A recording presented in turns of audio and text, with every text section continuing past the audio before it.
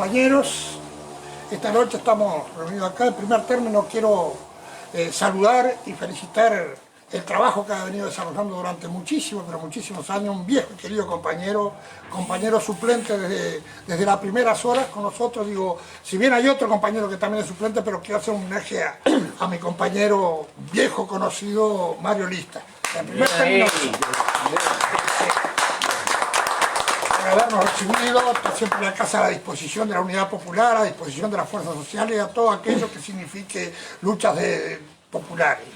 En otro sentido, digo, nos reunimos hoy acá porque creemos que el Sauce es la puerta de entrada del Santoral, de ese gran minifundio productivo, y que a su vez nuestra fuerza política levanta en su programa como tema cardinal el tema de la planificación del agro, como tema central para el desarrollo productivo del departamento. En ese sentido, queremos entrar con un estudio que hicieron los compañeros, una recopilación de datos muy interesante que lo hace el compañero Fernando, y a partir de ahí digo que él haga la presentación de ese estudio, que creo que es un estudio valorable y que va a ser el piso del desarrollo de cualquier proyecto productivo del departamento, porque a partir de todas esas estadísticas, todos los datos que nos ha planteado desde el punto de vista productivo en el departamento, a partir de ahí podemos empezar a plantearnos políticas que nos permitan justamente llegar a esos objetivos. Por lo tanto, el compañero Fernando tiene la palabra. Bueno, buenas noches a todos, compañeros. Sí, como dice Milton, esto surgió a partir de enero, de una reunión, y bueno, y nosotros deseamos colaborar con un estudio. Dijimos, bueno, vamos a ver de dónde estamos parados, ¿no? Partir de una base más bien teórica. Si bien nosotros vivimos en el campo, no vivimos del campo, sí vivimos en un lugar donde nos gusta, tenemos nuestra propia producción, pero es todo autoconsumo. Dijimos, bueno, vamos a hacer algo más bien teórico, rescatar información para tener una base. Y bueno, fueron de datos oficiales que sacamos, ¿no? Fueron de la Agencia de Desarrollo Rural de la Comuna Canaria, Oficinas Estadísticas Agropecuarias del Ministerio de Ganadería, Censo Agropecuario, Observatorio Granjero, algunas tesis también de la Facultad de Agronomía. Y bueno, y ahí recopilamos datos que son interesantes, ¿no? Hicimos algo de características, las características demográficas y productivas de Canelones. Entonces nos encontramos que la población de Canelones es un 90% urbana, que es más o menos como el de Uruguay, un 10% rural, es más o menos 50.000 personas son las que viven en la zona rural, y es un 27% de la población rural que hay en el Uruguay.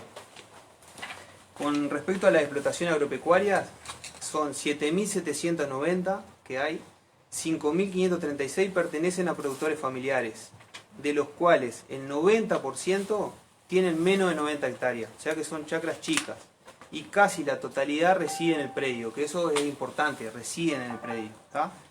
El 64% de los trabajadores ya viven en el lugar, y el desempleo ronda un 4%, ¿tá? Todo esto con datos oficiales. Después, en Canelones también es interesante el dato, entre el 2000 y el 2016 que se vendieron la mayor cantidad de hectáreas en el país, en Canelones fue en el departamento con menos ventas hectáreas, que oscilaba más o menos 79.000 hectáreas se vendieron en ese periodo, en el 2000 al 2016, y el valor de la tierra más o menos $4.000. Después, sintetizando los rubros de producción que tenemos acá en Canelones, el rubro principal de producción es a los vacunos de carne, con el 35%. Después le sigue la horticultura con el 22%, la viticultura con un 7%, frutales con un 6%, aves 6%, cerdos 5%, tambos 5% y ovino 4%. Y después dividiéndolo en los sectores... Una salvedad que quiero hacer con esos datos. Bien. Eso es preguntando por predio, qué rubros manejan por predio. No quiere decir que el principal rubro sea la ganadería, sino que la mayor cantidad de productores hacen ganadería, pero no tienen la ganadería como rubro primario, sino que es un rubro secundario más que nada para llegar a fin de mes. Claro, es el primero en el rubro secundario, la ganadería. El sector hortifrutícola, el 35% de los ingresos de fruta y verdura al mercado modelo es de Canelones. Ocupa el primer lugar en importancia. El 85% de los frutales de hoja caduca radica en Montevideo y Canelones. Después tenemos que es un sector que emplea 30.000 puestos de trabajo directo. Los costos de producción, la mano de obra representa un 50% más o menos. Después la amortización, maquinaria, implantación de montes, bombas de agua, etcétera, representa el 17% y los productos fitosanitarios un 15%. Estaba mirando acá, las importaciones de hortalizas y legumbre, exceptuando la papa, es un 2%. Las importaciones. El sector frutícola en Canelones y la zona sur se caracteriza por la producción de fruta de hoja caduca, manzana, durazno, pera, membrillo. La superficie total de hectáreas disminuyó, que estos son los datos que más te llaman la atención y nos entristece un poco. Disminuyó en el 2009 desde de 8.000 hectáreas a 5.400 en el 2016. O sea que un 32% en este periodo se perdió.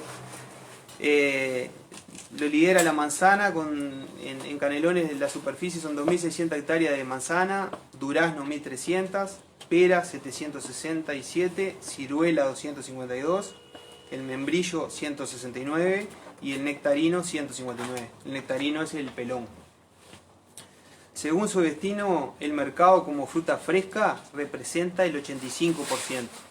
Seguido de la industria con un 11%, que esto es casi totalmente membrillo, y se exporta un 4%. Y las importaciones de fruta fresca oscilan un 8%, principalmente banana, kiwi y ananá.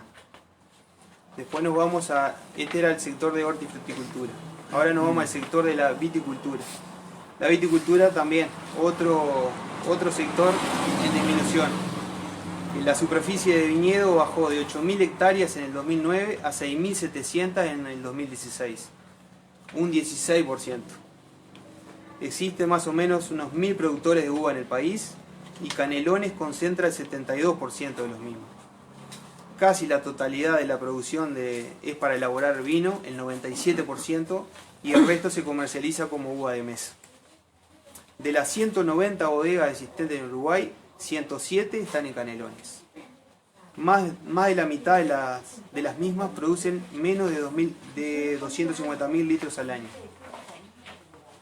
La enorme mayoría de las bodegas tienen como principal objetivo abastecer el mercado interno. El 75% de la producción de uva fue vendida a bodegueros, un 20% fue vinificada en bodegas propias y un 2% vinificada en cooperativas. Este otro dato también que está en el bolillero. La venta de vino en Uruguay ha sufrido una disminución constante de 2% anual entre el 2009 y 2015. Bueno, ahora vamos un poquito al sector ganadero, que es la producción ganadera, es el principal rubro, como dijimos, un 35%. Este sector ha aumentado. Aumentaron los bovinos. En cabezas ascendieron de 266.000 en 2011 a 283.000 en el 2018. ¿Te puedo hacer una pregunta ahí? Sí. Digo, cuando yo leí el informe me quedó dando vuelta la cabeza, porque si bien es un fenómeno muy particular, porque no fuimos productores de carne en el departamento, no fue la característica de nuestro departamento, pero sí ha proliferado un nuevo sistema que es el sistema feedlot. Y yo supongo que ese crecimiento debe estar en función del sistema feedlot, que es lo que viene dándose. Es más, ustedes cerca allí en Cerrillo tenían prácticamente a 5 cuadras, tenían un feedlot. En Canelón, ahí al lado de la represa, tenemos otro feedlot, hay feedlot por todos lados. Entonces, que se está veniendo ahora a pie, que es otro problema. En Suárez quisieron poner en 2016 un feedlot. Nosotros sí, es cierto que hay feedlot, pero vemos la realidad, se ve en cualquier camino que se transite, sacan un monte de peras, de manzanas, lo que sea, alambran y pone 5, 10 vacas, lo que te quepa. Se está viendo el alambrado, Sí. mucho alambrado. Se está alambrando canelones y están echando, no sé, lo que tengas. Tenés 2 hectáreas, la alambrada, sacaste el monte, sacaste la viña vieja que había y poné 2, 3 novillos. Y Se bueno, ve normalmente eso es una práctica que Porque es lo más rentable, aparentemente, y lleva poca claro, inversión. y también en el ganado, el ganado ovino se duplicó en el 2011 al 2018. ¿Está? ¿Y el dinero cuánto es eso? Porque ¿cómo es el negocio? Digamos? Y el negocio es engordarlo y mandarlo a frigorífico. Está, pero solo con pasto. ¿Sí? ¿Y lo hacen? Con pasto con algo de fardo. El fardo lo comprás vos, lo hacés vos cuando tenés Está, buen pasto. ¿y cuánto le reditúa? Porque vos recién hablaban de que vender un animal para llegar a fin de mes. ¿Cuánto es eso? Y ponele que te deje... ¿$300 en animal? $300 Sí. es un año Terminado, y medio. En un año y medio. Recién lo podés vender a $300 después de un año y Puedes medio. ganar $300 por animal al año y medio, más o menos. Sí. Pero de todas formas es un negocio seguro. Nada es brillante. No, el campo es así. No, yo conozco un productor de 14 hectáreas que lo que hace fracciona y va rotando. Sí, claro. Tiene, ponele 3 parcelas de avena plantada y las otras pastando los animales. Y bueno, vende eso Sí, sí. y compra o tiene una recría y Sí. va rotando Hace engorde nomás. entre sus hectáreas va rotando la parte que planta y la parte que Sí, lo que pasa que es que pasta, es ¿no? para cuidar la pastura Y también. entonces eso hace que permanentemente pueda vender al frigorífico todo el año. No, es que ahora O sea, sin En los parcela, periodos, ¿no? sin parcela no se hace nada. Aunque Todo tenga parcelado. 3 hectáreas, Claro. sin parcela y te vende mucho más la pastura. Sí, y además otra cosa interesante que está pasando acá en nuestro departamento es el fondo rotatorio del ganado ovino.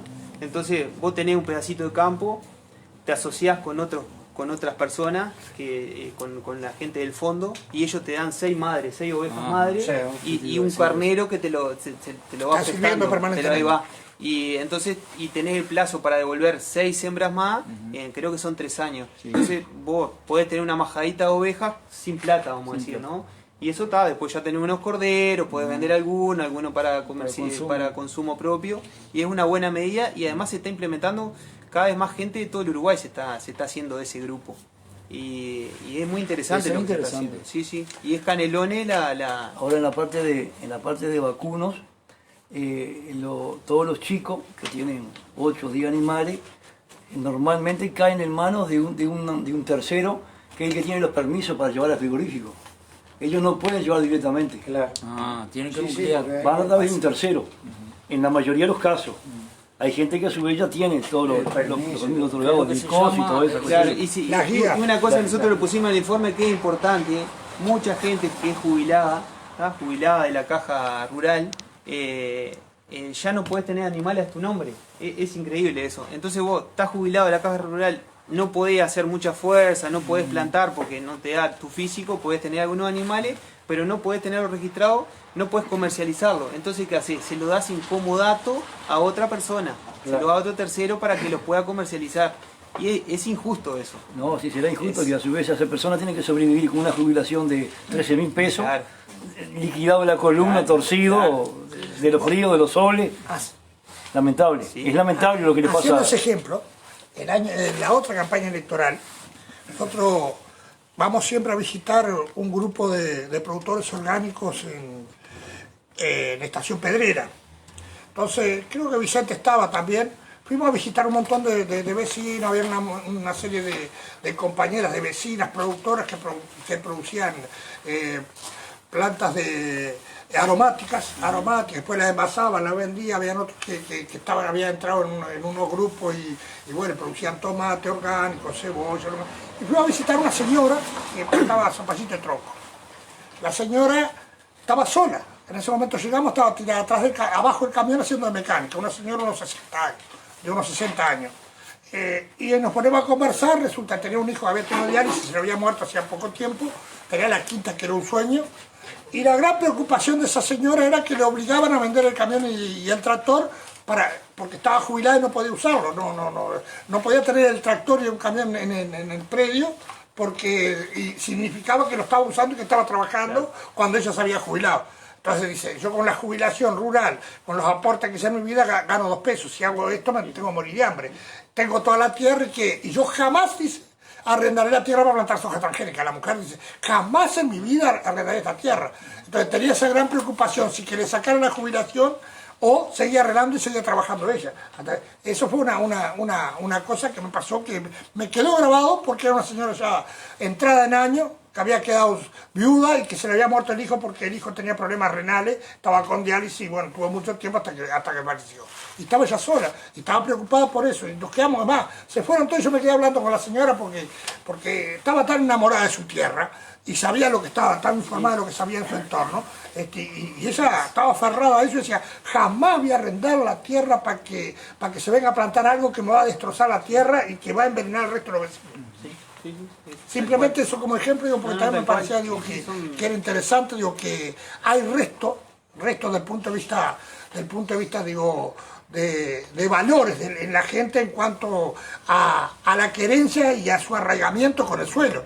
Entonces digo, que no entran todo lo que quieren entrarnos y que no ha metido, y que lo defiende a uñas y dientes, tanto es así que estaba dispuesta a perder su jubilación para que le dejaran seguir trabajando. Sí, tal cual. Eso es sin duda que pasa. Esos son realmente los valores que se transmiten desde el lugar donde...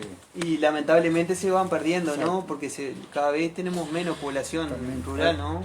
Y se van perdiendo esos quehaceres, tu abuelo te enseñó a tal cosa y vos le enseñás a tus hijos. Pero se da un fenómeno, algún día digo, vamos a tener que analizar un fenómeno muy particular que se viene dando en los últimos 40 años en el país. Fue aquel fenómeno donde la producción nacional se veía enfrentada a importaciones de productos subsidiados en sus países de origen y que iba compitiendo deslealmente con nuestros productores y lo iba desestimulando. Lo iba desestimulando constantemente y eso llevó a que se despoblara gran parte de la producción del departamento. Tanto es así que hasta hace unos años se manejaba que hace 40 años se plantaba el 85% del suelo y hoy rondábamos el 12% del suelo.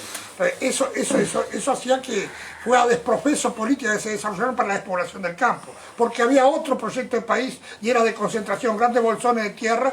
Recordamos la década de los 80 y los 90, aquel endeudamiento genérico que había. Digo, yo estuve en ese movimiento de productores en ese momento, además fui vocero en las 2 huelgas de hambre, fui a negociar la reperfilización de deuda de AFIDAC en ese momento con Rodríguez Valle para los productores de AFIDAC. Entonces digo, porque me interesaba saber cómo funcionaba el sector primario en el país. Entonces, frente a esa realidad, hoy voy a otra reunión, que fue la reunión los otros días acá en La Armonía.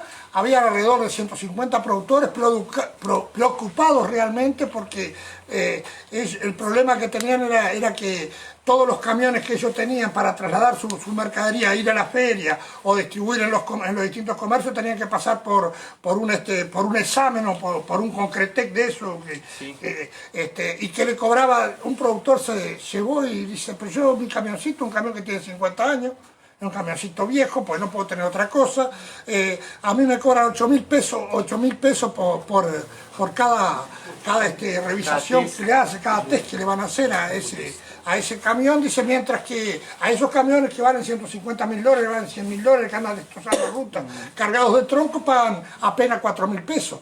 Y nosotros lo que estamos pidiendo, ni siquiera los productores estaban pidiendo que se lo sacaran, sino que estaban pidiendo que se lo rebajaran a que le hicieran el test cada 4 años, porque ellos dicen, si nosotros hacemos 5.000 kilómetros en el trayecto que hacemos ahora, digo, el desgaste de camión es menor y yo no puedo tener un camión nuevo por la carga de impuestos que tengo que pagar para tener un camión nuevo. Entonces, no estoy en condiciones. Y por otro lado, que producto de la pandemia hemos bajado el 50% de las ventas. Pero yo pensaba para mis adentro, la historia se vuelve a repetirse, porque al pequeño y mediano productor le dan con un hacha una y otra vez. En aquel momento fue el endeudamiento de usura que se le hizo, fue todo el tema de la reconversión que tenía altísimos costos y que después de los altísimos costos le llevaba el 50% o el 60% a un técnico que le hacía el proyecto, pero a su vez al año siguiente tenía que empezar a pagar cuando la producción de la fruta iba a demorar 3 o 4 años en andar mientras estaba siguiendo invirtiendo. Eso fue lo que mató gran parte de la producción y ahora siguen matando los pocos que quieren quedando. En aras de qué? En aras de un proyecto de país completamente distinto que no pasa por el país productivo, sino que pasa por la concentración de suelos para otras cosas. Simplemente quería meter esto, digo, porque me parece que me echaba perfectamente dentro de eso, y porque cada vez que uno va a ese tipo de reuniones siente indignación, digo, porque son gente honesta, que se aferran a su trabajo, que quieren lo que hacen, y que a su vez en última instancia son los que realmente le aportan al país porque se mueven en este mismo medio. Gente consciente. Sí. Discúlpeme, compañero, que yo No, si va todo. Es que va todo enrabado. Me parecía que era importante que hiciéramos una... Es enriquecedor, digo, es mucho más lindo que esté uno solo leyendo. Y bueno, ahora nos va a cerrar con el tema de los pollos y los cerdos. Lo que Bueno, pasa, sí. se sigue Tenemos Procercan, yo también conozco muy de cerca. Claro, bueno, la carne suina y de ave en Uruguay, ¿no? Otro rubro complicado que viene en caída. En el 2019 tuvo una caída de 225.000 cabezas los cerdos, ¿no? Los suinos. De 225.000 cabezas en 2011 a 171.000 cabezas en 2018. O sea que hubo una baja de un 24%. ¿Tá? Porque traen todo de Brasil. Bueno, las importaciones en este periodo pasaron de 21.000 toneladas a 43.000 toneladas. ¿Tá? Doble. El único nicho de colocación que tenía la gente de Procercan era el ejército. Pero a su vez toda esa exportación que se hizo de carnes, también eso es bueno también mencionarlo, pues tiene un trasfondo político. Todos los cortes sin hueso, que eran los que venían acá, todo eso, fueron exportaciones rechazadas por la Comunidad Económica Europea, porque gran parte de ella tenía altas cargas de antibióticos. El antibiótico no es una cosa nociva para nadie, pero del punto, cualquier país que pretenda tener una garantía saludable de su población, no puede permitir que la gente, sin necesitarlo, esté consumiendo antibióticos. Porque cuando vos consumís antibióticos, cuando realmente lo necesitas, las cargas de antibióticos no salen a hacer nada porque generaste resistencia a esos antibióticos. Lo mismo sucede en la producción hoy con las cargas de elementos químicos que se están usando justamente en los paquetes de órganos genéticamente modificados, que generan eso justamente cada vez. Las cepas son más resistentes y generan problemas secundarios que cada vez es mayor la carga de principios activos que nos está envenenando a todos. No, es tremendo.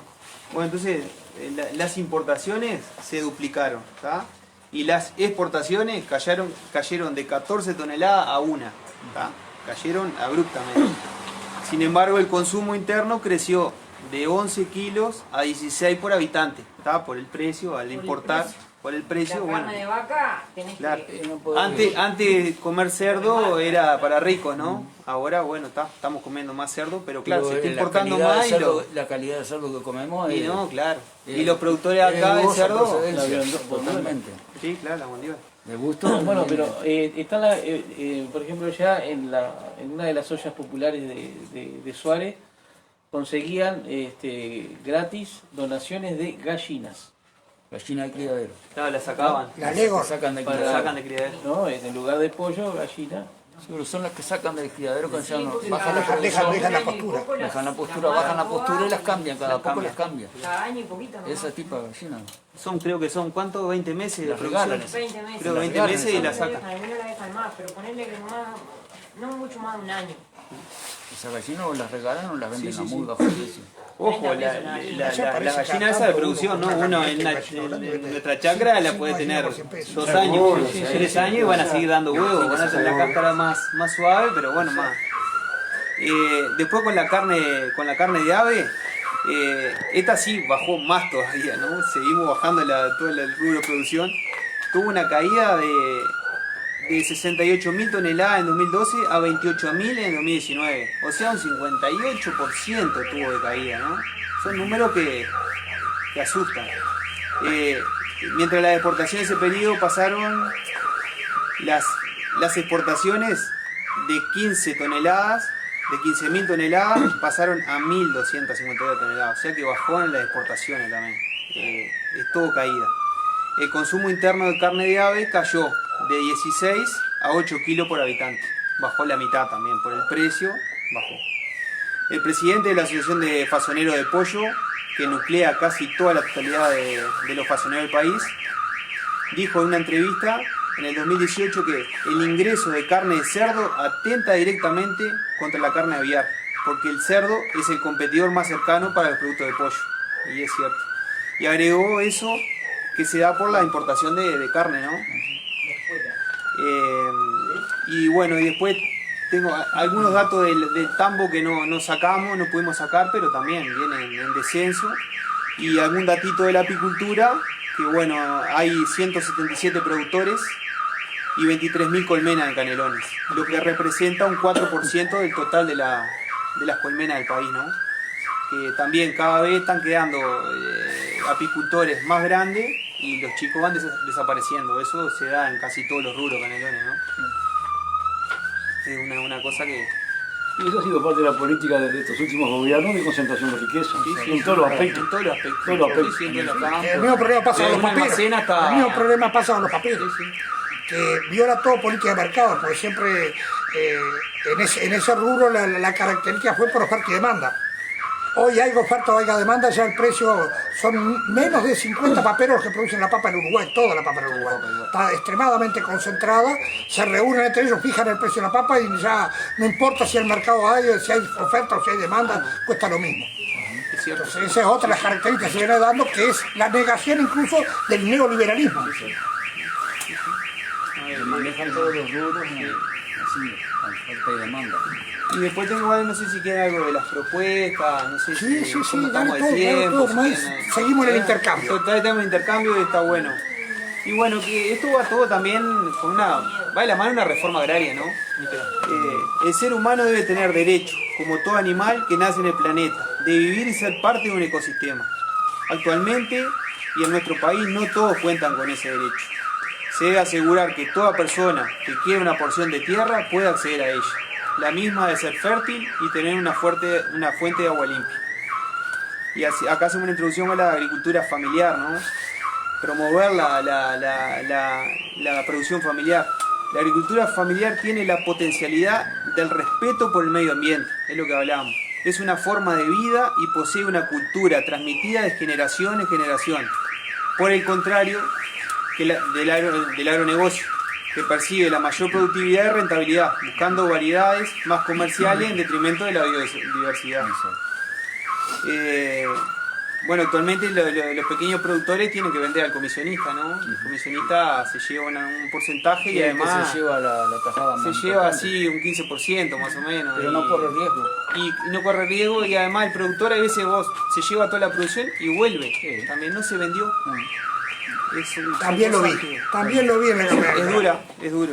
Lo vi Fasano, acá en Costas del Tala, cerca de donde estuvimos el otro día, ahí entre San Antonio y San Bautista. Estábamos recorriéndolo, estábamos ahí, una quinta, todo orgánico, bueno, había un tomate perita que había mandado 30 cajones al mercado de tomate perita, tenía en un galpón tenía una copia interesante de boñato arapey, tenía zapallo criollo por otro lado, tenía una carga de cebolla importante, que el año pasado la cebolla había flaqueado bastante, pues se había echado a perder bastante. Estaba justamente con eso, estaba había recogido 30 y llegó que le llevaba a la feria, el camionero le dejó los 30 cañones, mirá, no los puede colocar, dice, porque claro, el tomate orgánico y perita a veces tiene mala presentación, Claro. aunque tiene un gusto que no se iguala con ningún otro que esté transgénica, que sea transgénico por el sabor que tiene, ¿no? Y bueno, entonces dice, mire muchachos, eran las 7 de la tarde, dice que íbamos a quedarnos más tarde a conversar en la casa, tomar unos mates y eso, andábamos con Eduardo. Dice, mire muchachos, no los puedo atender más, dice, porque tenemos que remangarnos, empezar a picar todo este tomate, tenemos que envasarlo, porque si no se lo echa a perder. Y la única solución es envasarlo, cocerlo y ver después qué hacemos con este tomate. Entonces digo, esa es la realidad de los productores, digo, que uno se llena de indignación, digo, porque a veces no conoce las vicisitudes, porque después de todo ese trabajo, de toda su inversión, cuando llega al mercado todavía que alguien para llevárselo le cobra el 50% de ese material de esa producción que tenía para llevárselo, le cobra eso, y todavía que se lo traigan de vuelta porque no lo pueden colocar, bueno, eso es demasiado triste, y bueno, pero uno lo que lo llena de orgullo uno es que se remangan y siguen para adelante. Lo peor que no es un caso aislado, eso lo viven todos los productores y casi todos los años. Todos los años. Le viene el que planta zapallito de tronco, te viene un camión con un zapallito nuevo, es así la Lo que cosa pasa es que también no hay una planificación de parte del Estado. Ahorita Yo sé tiene que que haber la una planificación planificación de es parte del Estado en los rubros que se plantan para Sí. que no y también el tema de la importación. Sí. La importación, eso hay que cortarlo. Porque Claro. cuando hay producción Sí. nacional, se tiene que pasar a respetar la producción nacional. Y no que tres vivos, porque acá cualquiera hace lo que quiere. Con esta política, lamentablemente. Es nuestro proyecto ese. Sí, totalmente. Es muy clarísimo. Pero va por ahí. No hay. Y bueno, de los puntos que estábamos hablando también es bueno, la creación de polos locales, regionales, donde se pueda canalizar la producción y un punto de partida para la distribución. La promoción de la venta directa al público por parte de los productores, fomento a microempresas y cooperativas que elaboren alimentos en conserva y congelados con productos locales, facilitar y promover el envasado en vidrio para la comercialización de productos locales, prohibir o limitar la importación de cualquier producto alimenticio que compita directa o indirectamente con el producto nacional. Eso es lo que estamos hablando recién. Reducir costos y burocracia a la habilitación de productos elaborados por pequeños productores. Ese es otro punto también. Y bueno, acá pusimos algunos puntos del BPS que en realidad no le compete a la Intendencia, pero bueno, está hace un tiempito atrás, ahora con la nueva LUC, no sé cómo quedó eso, pero antes se podía exonerar por autoconsumo. Tenía una chacra de menos de 5 hectáreas, se podía exonerar sin tener una caja rural, sin aportar. Hasta hace un tiempo atrás eso se sacó y hay que pagarlo igual. Ahora con la LUC no sé cómo está Hace funcionando. un par de años todos pagan, no importa, aunque tengas menos de 5 hectáreas, tenés 1 hectárea y es para vos y tenés que pagar. Eso se paga. Sí. Se paga contribución. Antes se exoneraba contribución. Se paga contribución, pero no BPS. BPS Porque es diferente. a partir de Sí, es 5 diferente. hectáreas. Por eso. Y BPS, si tenés que pagar, si no sos productor rural tenés que pagar, y si sos productor rural se paga con el beneficio de ser productor rural. Ahí va BPS, pero al ser productor rural, si Van las cargas previsionales sí, también. claro, si sos productor rural y tenés menos de 5 hectáreas, podés Por exonerar. eso se exoneraba. Claro, eso se sigue, por ahora se sigue, creo. Pero el tema era si vos no sos productor rural y tenés 5 hectáreas y querés usarlas como autoconsumo, eso antes lo podías exonerar sin ser productor rural. Ahora ya no. No sé con la LUC ahora cómo quedó, si se acomodó eso o no. Fue una cosita que no me olvidé de bicharlo antes de venir. Bueno, se debe favorecer la producción a través de los proyectos agroecológicos locales y a pequeña escala. Los mismos deben garantizar el acceso a alimentos libres de agrotóxicos y por lo tanto saludables. Las instituciones vinculadas al agro deben generar y adaptar conocimientos y tecnologías hacia una transición agroecológica. Fomento e intercambio de semillas criollas, prohibir cualquier evento transgénico, que ahora nos enteramos también que se autorizó el evento de trigo, que es preocupante porque el trigo es una base de la base de la alimentación de la mayoría, fundamental.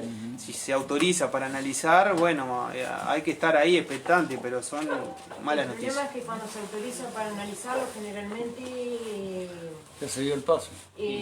algunos salimos a protestar y cuando ya estamos todos calmados, ahí te autorizan a traerlo del todo para que se plante. Y si acá autorizan el trigo transgénico, primero que ese trigo contamina todas las demás Especies criollas. especies de trigo que hay. Y lo mismo pasa con el maíz. Sí. Pero el maíz En el momento de polinización, Lo bueno que tenía Uruguay es que no somos, el resto de Latinoamérica come maíz como su cereal principal. Nosotros comemos trigo como cereal. Argentina no hay, nosotros comemos trigo.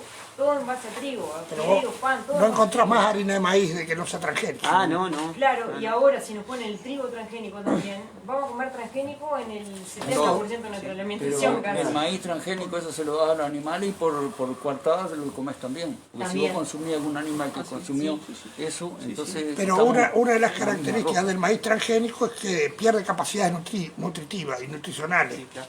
Esa es la mayor capacidad de lo que pierde, a diferencia de lo que genera la soja transgénica.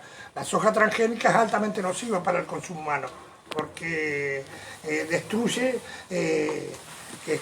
organismos del ser humano.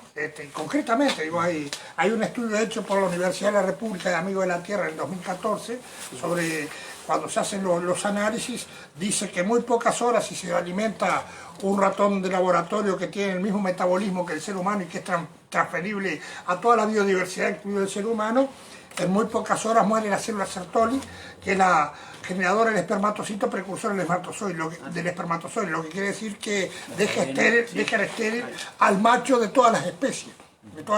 Yo, analizando esto, había leído anteriormente a Erich Eldritch, que hizo un informe para la ocupación del puente allá del otro lado del río Uruguay, sobre los comportamientos de los elementos químicos que se usaban en la soja transgénica, y él decía, por ejemplo, que alimentando a los ratones en laboratorio con glifosato, con cantidades muy menores a las que se usan en el campo, en muy pocas horas mueren las células placentarias, umenicales y embrionarias de toda la biodiversidad. Entonces digo, yo asociaba las dos cosas, mirá vos, nos irrigan con glifosato por todos lados y por otro lado nadie controla que se utilice esa soja transgénica tanto en milanesa de soja como hacen, tanto en el aceite de soja, entonces viene ya todo contaminado y nadie controla absolutamente nada, porque justamente es una de las cosas del proyecto de país que tenemos hoy, donde el Estado no está presente en ningún lado. Entonces, frente a esa realidad, digo, son cosas que tenemos que transmitirlo entre nosotros, porque eso nos abre un poco los ganchos y nos da una batería de elementos para conversar con el vecino. Sí, sin duda. Además no solo se usa un herbicida solo, ¿no? Se combina el glifosato con 2,4-D, con catatordón, hacen unas bombas molotov, son carpidores químicos. Justamente, el problema son los principios activos, órganos clorados, fosforados, nicóticos, azoles, cumarínicos. Entonces la suma de esos principios activos con altísimas cargas, para hacerlo altamente perdurable en el ambiente, es lo que genera el impacto negativo en todos lados. Termina en el alimento y en el agua, ¿no? Lo terminamos consumiendo. Aire, porque el problema, que es lo que no nos dice el agua, porque es lo que vemos y nos hablan de la cianobacteria. Pero el gran problema es que esos productos y esas cargas de principios activos perduran no menos de 6 meses en el ambiente, porque no son biodegradables. Entonces, no son biodegradables no tanto con la luz solar o con la humedad. ¿Y qué es lo que sucede? Frente a cada rocío se eleva nuevamente a la atmósfera y va a caer en otro lado. Es una de las grandes preocupaciones que tiene la comunidad científica, porque cuando empezó a analizar este fenómeno encontró que en lugares donde nunca se habían usado esos productos empezó a aparecer trazas y vestigios de esos productos. Entonces, antiguamente se utilizaban 2 métodos de análisis. El método puntual, que cuando hay un colector cualquiera y se deposita, después un método que se llamaba difuso, que es el método de las grandes extensiones de plantación, como la soja, que nosotros no compartimos porque difuso es algo nebulosa, que no es difundido, pero como los técnicos intentan suavizar las cosas justamente porque son patrimonio del mercado, porque están para quien pague y mande para hacer su propio estudio, y lo va a hacer en función del que pague y no de lo que determine la realidad, porque así todos los estudios de impacto ambiental así lo determinan. Entonces, difuso, y después inventaron la otra que se llama estudios o método de estudios saltamonte, porque justamente es que va subiendo a la atmósfera, va bajando, va subiendo a la atmósfera y llega a contaminar a miles de kilómetros de distancia ese mismo producto, porque no, justamente la característica de esa carga de principio activa es que no es biodegradable en contacto con la luz solar y con la humedad. Y bueno, después el fomento de la producción orgánica a través de compras estatales, eso es importante. El Estado puede ayudar al productor, puede hacer compras puntuales. La creación de líneas de crédito,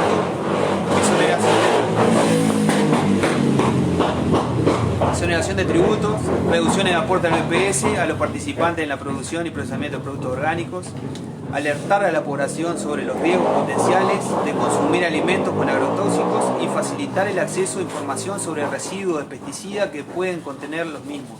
Eso sería importante, que la Comuna Canaria tenga un lugar donde se hagan los estudios y cualquier ciudadano pueda acceder, diga, a ver, la manzana, qué tantos estudios tiene, qué pesticidas se encontraron, Eso es importante. Yo le agregaría una Tenemos cosa que derecho no a tenemos saberlo nosotros en el programa, a todo eso, cuando vos hablas del estudio. Yo creo que la Comuna de Canales lo que tiene que tener es un equipo multidisciplinario que tenga la capacidad de hacer cateo del suelo para saber la carga de nutrientes que tiene y para qué están aptas cada una de las tierras. ¿Para qué? Para obtener la mayor tipo de producción en función de las características de cada uno de los suelos, porque no se puede plantar cualquier cosa en cualquier lado. Entonces, esa es una cuestión cardinal cuando el Estado tiene que ser el elemento rector de cómo se usa el suelo y apuntando a que el Estado debe dar asistencia técnica y económica a los efectos justamente de desarrollar el aparato productivo.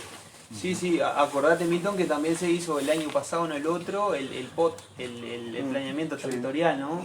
Que ahí va. Plan de planeamiento Claro, y se acomodaron y está ahí, ¿no? Está medio... No, votar sí se votó, no se reglamentó. No se reglamentó, quedó... Yo frente a eso quiero hacer, digo, por eso somos hombres políticos, es bueno que tiremos cosas arriba de la mesa de lo que viene pasando. Yo hace unos días tuve una de esas con la prensa, viste que salgo por internet o salgo con un canal como el de él y otros más. Entonces llegó a determinados lugares, me llama un compañero de Durazno diciéndome, mirá, vos hablaste en el año 1515, dice, pero digo, nosotros tenemos un programa, dice que tratamos de limitarlo, y yo con el perdón de la palabra de la señora, yo le dije, la ley, métetela en el traste. Todo lo que es ley. Vos desarrollá en función de lo que vos creas que tenemos necesidad de hacer en función de los beneficios ciudadanos. Eso plantearlo. Porque el día que nosotros lleguemos al gobierno, la misma forma que se crearon estas leyes, las vamos a derogar y vamos a hacer leyes nuevas. Entonces, no te guíes por lo que te encorseta el sistema legal. El sistema jurídico es una cuestión movible y lo mueve la política. Entonces, por eso vos no te encorsetés jamás. Nosotros vamos a hacer en función de lo que nosotros creemos que debemos hacer en función del desarrollo productivo y que beneficia al conjunto de la sociedad. Por eso digo el aspecto legal. Quería simplemente hacer una puntualización porque es una cuestión de orden desde el punto de vista político. Poner a la humanidad por encima De la ley, sí, la ley tiene que estar al servicio de la gente. No es posible que una ley vieja, como la ley orgánica municipal, que es del año 35, hecha por la dictadura de Terra, sea la que nos siga rigiendo, que prácticamente un dictador el intendente, porque digo, es así, a nadie le interesó cambiarla. La Junta Departamental está pintada, no tiene iniciativa. Entonces digo, pero por otro lado, si la Junta Departamental en determinado momento cuando toma la iniciativa del intendente le manda un proyecto cualquiera, lo modifica y no es del agrado del intendente, lo aplica. No es combinativo lo que vos decidís.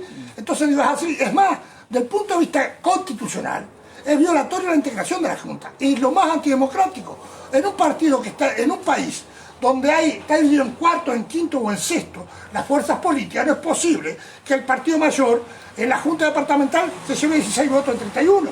Entonces digo, el partido de gobierno paga 10 votos por edil y los partidos de oposición pagan 50 votos por edil. Entonces es antidemocrático. Cuando la Constitución dice que en cada elección será adjudicado proporcionalmente al electorado que tenga. Eso lo dice la Constitución. Sin embargo, como la Suprema Corte de Justicia, y que es la que tiene la obligación de controlar todas las inconstitucionales, mira para el costado, porque en primer término, los ministros de la Suprema Corte son propuestos por el Poder Ejecutivo y refrendados por el Poder Legislativo. Entonces, tiene el poder de Contralor, el Poder Legislativo y el Poder Ejecutivo, pero están atados de pie y mano, primero porque no tienen presupuesto. El presupuesto se lo vota, primero se lo arma el Ejecutivo, se lo vota el Legislativo y lo deja, y lo mismo los nombramientos. Entonces digo, está la paradoja de un sistema que vale la pena que las conozcamos. Porque digo, a partir de ahí es que nos podemos proponer cambiar un sistema que es realmente obsoleto, que es voraz, que está al servicio de una clase social en desmedro del conjunto de las poblaciones. Digo, discúlpeme, compañero, pero yo me meto mucho en las cuestiones políticas, ¿viste? Bueno, porque me parece que es un poco lo mío, ¿viste? Y bueno, ¿no? Y está. Entonces, muy bueno el informe que hacen los compañeros. Y otra cosita también que parece que es importante, ¿no? La contribución rural no tiene ningún beneficio por buen pagador, a diferencia de la urbana y la suburbana, en que otorga un descuento del 15%. O sea que la intendencia vos tenés un inmueble urbano o suburbano y tenés descuento por buen pagador. Si tenés algo rural, no tenés descuento. Son cosas que seguimos echando a la gente del campo. Totalmente. En Uruguay se consume menos de la mitad de frutas y hortalizas recomendadas por la OMS, por lo que se debe ser promovido el consumo de las mismas y que sean libres de agrotóxicos. otra propuesta es, bueno, la plantación de frutales en los espacios públicos, ¿no? Eso Esa aumentó un poquito, pero más o menos sigue siendo. sigue siendo lo mismo. Fomentar la plantación de frutales nativos, así como el consumo y elaboración de productos con dichas frutas. Después queríamos hacer una mención con el tema de la gestión ambiental de la Intendencia, ¿no? Ante las denuncias que se realizan en la Comuna Canaria, la sección de gestión ambiental, sobre aplicación indebida de agrotóxicos, vertido de materiales contaminantes a cursos de aguas, barométricas, residuos de empresas, lavado de maquinaria para fumigar, etcétera, u otras de agresión al ambiente y por lo tanto a la salud humana, los inspectores alegan, y esto nosotros sabemos, alegan ser pocos y no contar con vehículos a disposición. O sea, vos hacer una denuncia por un tema X y dicen, no tengo vehículo para llegar. Tienen algún vehículo y son 2 para cubrir Una todo- vasta zona de todo el Canelones. departamento de Canelones, que es inmenso, y temas como un mal vertido de agrotóxicos, una barométrica descargando en un arroyo. Eso porque son cosas cómplices importantes. de los que venían. Claro, pero en realidad no está dotado. Si está el funcionario sentado y no tiene un chofer o no tiene un auto para ir al lugar donde se hace la denuncia. Entonces, ¿para qué está? Pero hay Digo, complicidad de parte del... son cosas que... Todos los directores tienen todos 3 o 4 autos al servicio. Claro, claro. Todos los cargos. Pero para el todos los funcionario, cargos, para el funcionario cuerpo no, inspectivo, no hay. ir a la zona, no. Son cosas, son puntualizaciones que... Bueno, entonces una de las propuestas obviamente es dotar a gestión ambiental de la Intendencia y o demás organismos competentes de un cuerpo inspectivo eficiente que pueda acudir en tiempo y forma ante las denuncias ambientales realizadas por los vecinos sobre deriva agrotóxicos, vertido de sustancias no permitidas en curso de agua, malos olores, etc. Y después otra puntualización acá que también queríamos compartir, que bueno, que es bueno saberlo también. También con una información acá que dio en la diaria, los datos de plaguicidas en frutas y verduras llevados a cabo por el Laboratorio de Bromatología de la Intendencia de Montevideo, con muestras provenientes del mercado modelo. Un especialista... Si bien es de Montevideo, pero hay que ver que la fruta y verdura que llega al mercado modelo es de San José de Canelones. Canelones. Montevideo rural. Pero aparte, ¿cómo se hace? Pero, Claro, ¿Cómo se hace? Muy bien, retiran hoy, son muy- el estudio les demora Claro. meses, cuando llega meses ya llegó todo al mercado, fue todo Claro, consumido. ya no se Digo, retira Yo después. tengo todos los estudios, esos sí son lamentables. Hay pero todo estudios que son- consumido. Claro, y Seguro. además él dice también que el ex encargado del Laboratorio de Análisis de Residuos de Plaguicida del Ministerio de Ganadería explica que los análisis incluyen muy pocos plaguicidas. No hay ningún carbamato, que son insecticidas complejos con una toxicidad importante. Hay una sola muestra de mesa, está de uva, en 5 años. Una sola muestra. Que se consume con cáscara y que a veces utiliza un producto que es repelente de ave de categoría 1, que es prohibido, pero bueno, está, supuestamente... La uva no. debe ser uno de los que lleva más carga de... Sí, y acá tenemos algunos datos también, ¿no? En el 2015, el 50% de las muestras de frutas y 4% de las hortalizas tenían residuos de plaguicida. En el 2016, un 70% de la fruta y un 14% de la hortaliza. En 2017, un 64% de la fruta y 6% de hortaliza. Obviamente que la fruta está mucho más cargada de plaguicida que la hortaliza, ¿no? Así que la fruta sana, Y la fruta está complicado.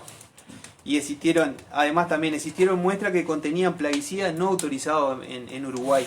Que eso también lo traen de contrabando de Argentina, de Sabemos que Brasil. tenemos No, es que Cuando el mandamos tema naranja- eligió 2009 la Intendencia. hasta cuando que- fue naranja para Estados bueno, Unidos sí. o no sé por dónde fue, volvió para atrás. Ahora no nos dijeron qué hicieron con esa naranja. Y está en el mercado. Esa naranja la volcaron toda acá y nosotros como buenos Sí. no, No, sin duda. Y, cobayos. y las manzanas y las mandarinas son los productos en los que más se detectaron residuos. El 94% para la manzana, altísimo, y el 50% para las mandarinas. Eso fue en el 2017. Y bueno, y se destaca que los análisis se limitan a algunos productos.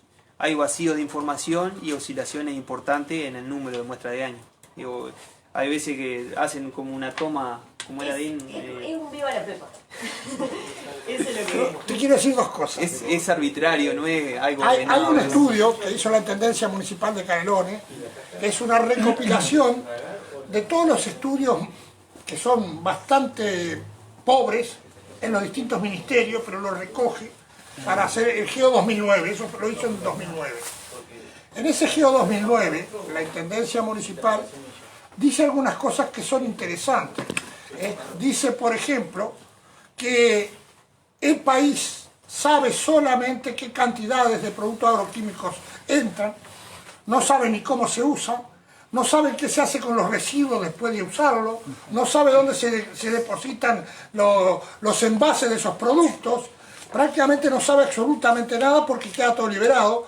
Como todo eso entra por zona franca, lo único que saben y dicen que en el 2005 por allá entraban unos 12.000 toneladas de productos agroquímicos, pero que se preveía que por analogía al 2020 iban a entrar más o menos unos 300.000 toneladas.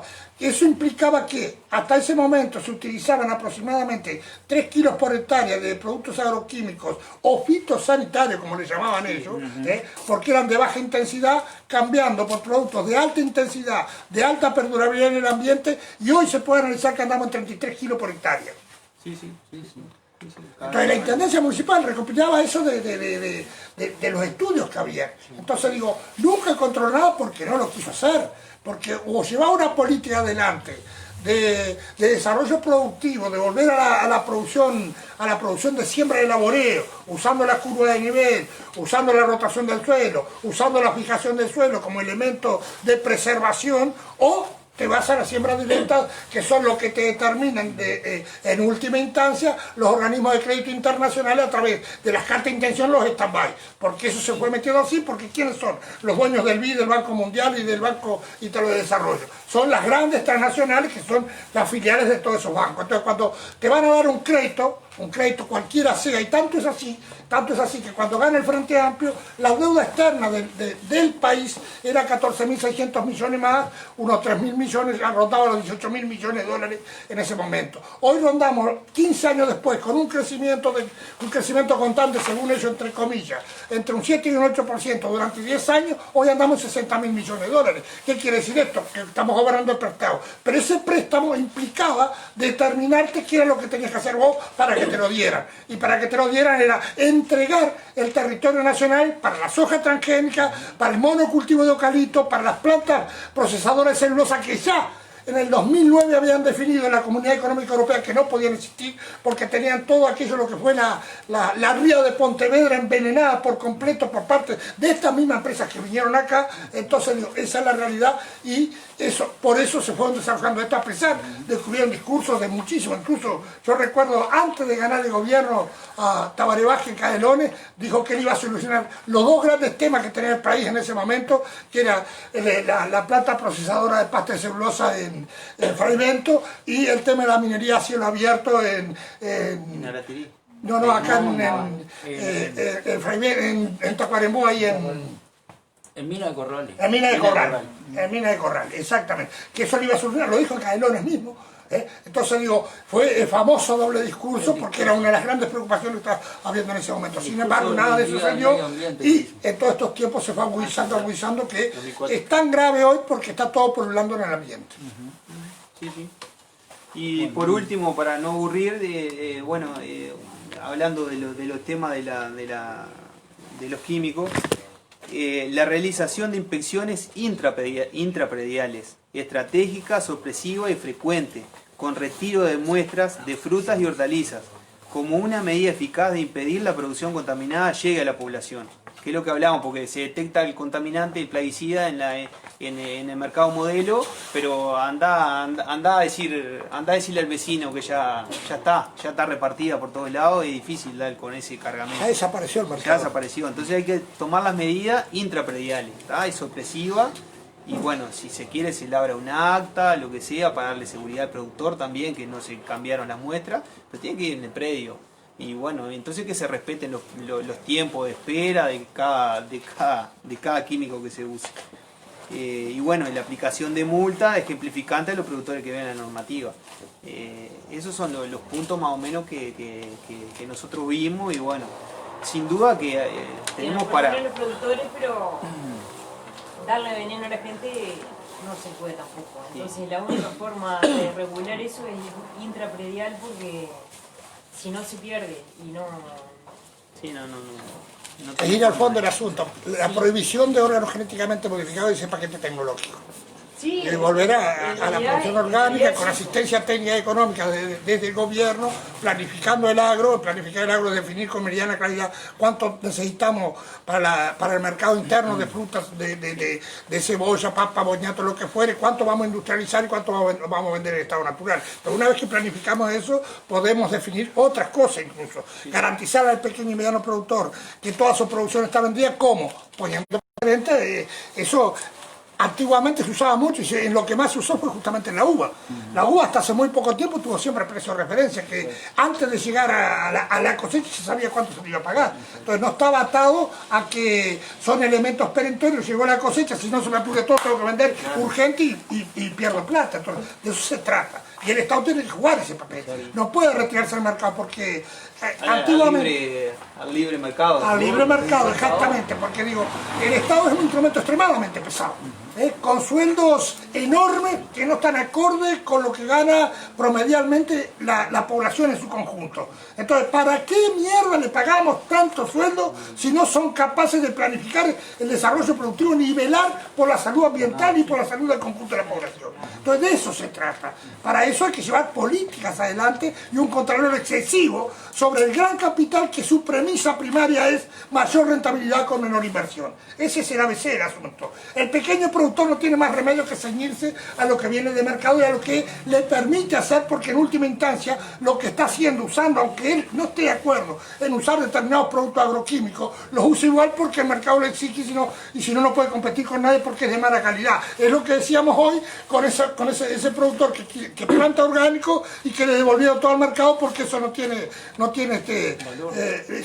valor y no tiene, porque la gente compra por los ojos. Claro. Compra por los ojos. El Entonces, consumidor final tiene que es todo el tenemos que problema de cambiar políticas de consumo que la gente no sabe elegir su producción. Le venden todo, aunque esté todo ilustrado, lleno de productos químicos y fitosanitarios, como se usan en todo, que incluso una de las denuncias que nos hacían cuando andábamos visitando los productores orgánicos, que habían vecinos que echaban productos antes para que la presentación fuera mejor, aunque sabía que el proceso de biodegradación de ese producto demoraba 15 días y que iba a llegar el otro día al mercado. Pero en aras de vender colocar su producto porque la presentación era muy buena, lo hacían igual. Entonces, esta es la constante y ahí tiene que jugar un papel preponderante. Nosotros como candidatos venimos peleando hace mucho tiempo y queremos tener debates en serio con cualquier candidato, no solamente porque quieramos ser candidato a intendente, sino para debatir que tenemos derecho a vivir en un ambiente limpio, a comer alimentos que sean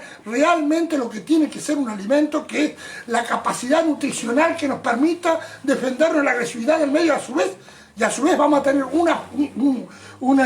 una población completamente sana que va a tener mucho menos inversión en el país en la atención de salud y en otras cosas como elementos secundarios. Entonces, estas son la ABC del asunto. Y esas cosas las que queremos debatir. Por eso nos hemos preocupado por empezar a estudiar estos temas. Yo fui trabajador de la construcción toda mi vida, fui un albañil. Entonces digo, pero tuvimos que meternos cada vez más a estudiar y a conocer estos temas. Digo que algunos de ellos tienen mucho que ver con la química, que nosotros, o con la biodiversidad. Y nosotros podemos, por la vía de ir a permanentemente hacer visitas visuales, podemos, si vamos con la mentalidad de ir viendo los posibles cambios que se puedan dar, podemos entenderlo muy claramente. Yo le decía hoy a ellos que yo salí durante mucho tiempo a visitar las aguas, porque digo, uno de los fenómenos que se daban era justamente la cianobacteria, la descomposición de las aguas, que se llama eutrofización desde el punto de vista científico. Salí a visitar, entonces empecé a observar en el lago de Canelón Grande, y se lo digo para que vaya cualquiera, el lago de Canelón Grande es un espejo de agua precioso. Los lagos tienen una característica. eso te está marcando a las claras que uno de los productos químicos que viene en ese paquete tecnológico se llama glifosato, el que está impactando en esas aguas del Canelón Grande, que están apenas 5 kilómetros donde está la toma de agua de la OCE en aguas corrientes. Entonces las cargas de glifosato para que eso suceda en un árbol son extremadamente grandes. Entonces después no bastan los filtrados que se hagan con hipoclorito, con bauxita, con carbono activado, que no destruyen ninguna bacteria sino que la absorben, no basta eso. Entonces esa es la problemática que tenemos hoy en el país y es lo que tenemos que empezar a cambiar y que tenemos que debatir y tenemos que difundirlo todo y cada uno de nosotros. Tendremos que empezar a poder comprender, a charlar entre nosotros hasta que podamos entender cómo expresarse a otro compañero lo que está pasando. Hace muy poco yo leía en torno a estos temas un estudio de Daniel Panario, que para mí es la eminencia que hay hoy y la referente para cualquier tipo que pretenda hacer un uso sustentable de las naturalezas, aunque no sea ni ecologista, aunque no sea naturalista, aunque no sea nada de eso. Si vos por responsabilidad política tenés que hacer un uso sustentable de los recursos, que se dividen en dos grandes áreas, recursos renovables y recursos no renovables. Pero incluso en recursos renovables existe un hilo muy delgado entre la sustentabilidad y la destrucción de recursos.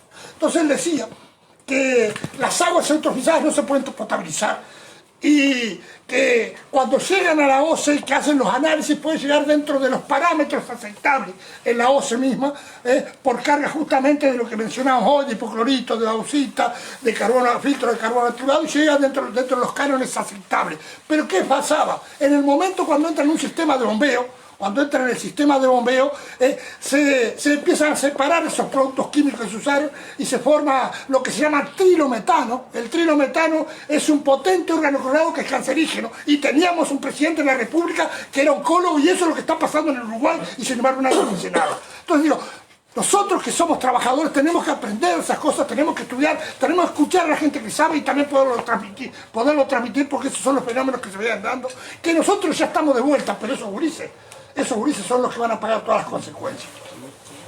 No, y habría que saber cómo comer la fruta. Porque ¿comieron uva alguna vez? Sí. ¿Y cómo se come la uva? Yo le saco la caja. Claro, porque yo mismo le pregunté a uno, le digo, mirá, yo le saco la caja. Saco la cáscara y la semilla, o sea, escupí la cáscara y la semilla. No, yo meto todo para adentro. No, yo no, jamás, no me gusta. A mí me hizo pensar, digo, no, este pibe está mal, digo, ¿cómo va a agarrar a comer? No, porque también está eso, porque yo conozco mucha gente que no come fruta. Nosotros uva, por ejemplo, y capaz que la fruta que come es la banana, que no, obviamente, por razones obvias, no se produce acá. Pero eso, la banana también tiene cantidad de cosas y los maduradores que dan la banana. La banana viene verde, y en el mercado te la maduran con un gas y es tremendamente tóxico también. El gas que le ponen a la banana. Amén de todos los productos que le ponen para cosecharla, o sea, para curarla. O sea que también ahí directamente hay familias que las frutas no hay para comer. Lo que pasa es que no basta, a veces uno la lavás con agua y jabón, con una esponja, agarrás una manzana, la lavás, la pelás, ¿tá? Pero a veces no basta eso, porque tienen químicos que pasan, son sistémicos y están dentro de la fruta. La manzana me hace mucho mal. Bueno, la manzana es una de las más contaminadas. Por eso, y a mí es la manzana la fruta que más me gusta. A mí también la que más me gustaba. Como manzana cuando nosotros cosechamos y después. Y tenés dudas. Yo tengo dudas. Mira, yo tengo un limonero, tengo un naranjo grande, que son todos cítricos, y un tangerino. El naranjo es sin semilla, de ombligo, pero hace 2 años sucedió un fenómeno, que le había pasado a otra amiga mía que estaba a 2 kilómetros de distancia. Cayó una lluvia, al otro día tenía una carga tremenda, unas manzanas así, una naranja así de ombligo, exquisita, recontra dulce, al otro día toda en el piso, de la lluvia. Se cayó todo el árbol completo. Entonces yo digo, esto es un producto químico que está en el aire que cayó ahí arriba, digo. Mi mujer dice, vamos a hacerla jugo. Digo, no, ¿qué hacer si no sabes por qué? Esto no es natural que se caigan todas de un tirón solo después de una ¿caiga alguna? Es claro, que caiga alguna, sí, cae. Pero cayó todo en el piso. Y le había pasado en un limonero a otra amiga que tengo, que estaba a 2 kilómetros de mi casa, ¿Qué le cayó? Se cayeron todos los limones y se puso marrón, se secó el limonero. Se secó el limonero. Se secó el limonero. Entonces digo, son los químicos que están en el aire que nosotros ni siquiera sabemos qué producto están usando. Porque a veces, la otra vez hacían una denuncia unos vecinos que estaban usando fipronil en la viña. El fipronil eso es un... está prohibido. Sí, no, acá es un insecticida que está para las hojas, para esas cosas. Entonces, como entra en el mercado todo como perico por su casa, está vendiendo todo fipronil. En otro lado fui a ver un problema que había ahí Porque está prohibido el ingreso. Están entrando por contrabando. cerquita, pero te voy a decir otra cosa más, que está prohibido desde el año 60 y que entra como perico en su casa. Voy allá a Las Violetas, al lado de Canelones, ahí Las Violetas, voy ahí que tenía un vecino y dice, mira, vos sabés que el agua tiene como un aceite arriba en el agua de la cañada, ahí dice, yo no sé qué hacer esto, dice, sé que el vecino vio algo allá, voy y empiezo a investigar, habían dado tordón. Dieron tordón, pero había matado, ¿cuántos pájaros había? ¿Cuántos pájaros? El cordón es El más fuerte. es el más fuerte. Te Seguro. quema eucalipto, te quema caña. Entonces digo, Mata pero especies leñosas. Si no Pero se puede hay otro trabajar tema. con En la década del 60 prohibieron el DDT y el DPT. Hoy está entrando como perico en su casa en todos los productos del DDT y el DPT. Entonces, esos son fenómenos de descontrol total porque eso lo determinan otros. Era lo mismo que decía hoy la intendencia misma en los organismos, en los instrumentos del Estado, que el Estado sabe cuánto entra, pero no sabe ni qué se hace, ni cómo se utiliza, ni qué se hace con los restos, ni con nada. Pero cuando uno no sabe nada, está propenso a que pasen todos estos fenómenos.